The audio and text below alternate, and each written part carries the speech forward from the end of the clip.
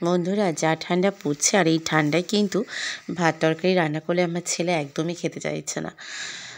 তো ভাবলাম আজকে এমন একটা কিছু তৈরি করব যেটা আমার ছেলে কিন্তু অনেক মজা করে খাবে আর সঙ্গে আমরাও কিন্তু অনেক মজা করে খেতে পারবো।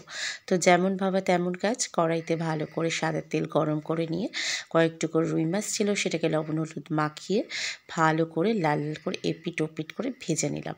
তারপরে দিয়ে দিলাম কয়েকটা ছোটো ছোটো টুকরো করা ফুলকপি, সেটাকে ভালো করে একটু ভেজে নিয়ে তারপরে ক্যাপসিকাম মটরশুঁটি দিয়ে দিলাম। আর তার সঙ্গে কিন্তু পেঁয়াজ কলিও ছিল।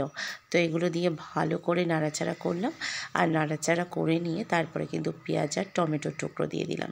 দিয়ে আবারও একটু নাড়াচাড়া করব, আর সঙ্গে কয়েকটা কাঁচা লঙ্কা কিন্তু দিয়ে দিলাম। যেহেতু ক্যাপসিকাম দিয়েছি তো কাঁচা লঙ্কাগুলো একটু গোটাই দিয়েছি, চেরা কাঁচা লঙ্কা দিইনি, কারণ আমার ছেলে কিন্তু ঝাল বেশি হলে খেতে পারবে না। তারপরে ভালো করে এপিট ওপিট করে ভেজে সুন্দর করে কিন্তু উল্টে পাল্টে ভাজার পরে আমি ভাত দিয়ে দিলাম। তো ভাত দেওয়ার পরে যে মাছের টুকরোগুলোকে আমি ভেজে তুলে রেখেছিলাম সেই মাছের টুকরোগুলোকে ভালো করে সাজিয়ে দিলাম ওপরে। আর তারপরে কিন্তু পরিমাণ মতো লবণ আমি দিয়ে দেবো।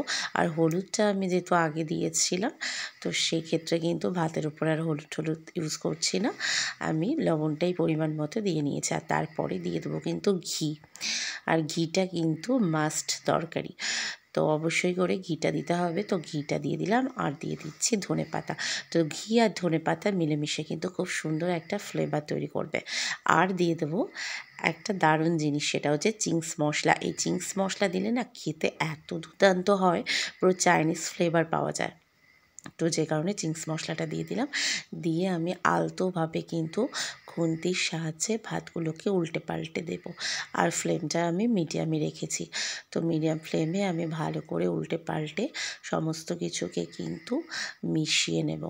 মিশিয়ে নিয়ে আমি কিন্তু 10 মিনিট মতো এভাবে জাল লো থেকে হাইতে করে দিয়ে কিন্তু এইভাবে আমি একটুখানি রান্না করে নেব। আর খেতে কিন্তু দুর্দান্ত হয়, অবশ্যই একবার বাড়িতে ট্রাই করো।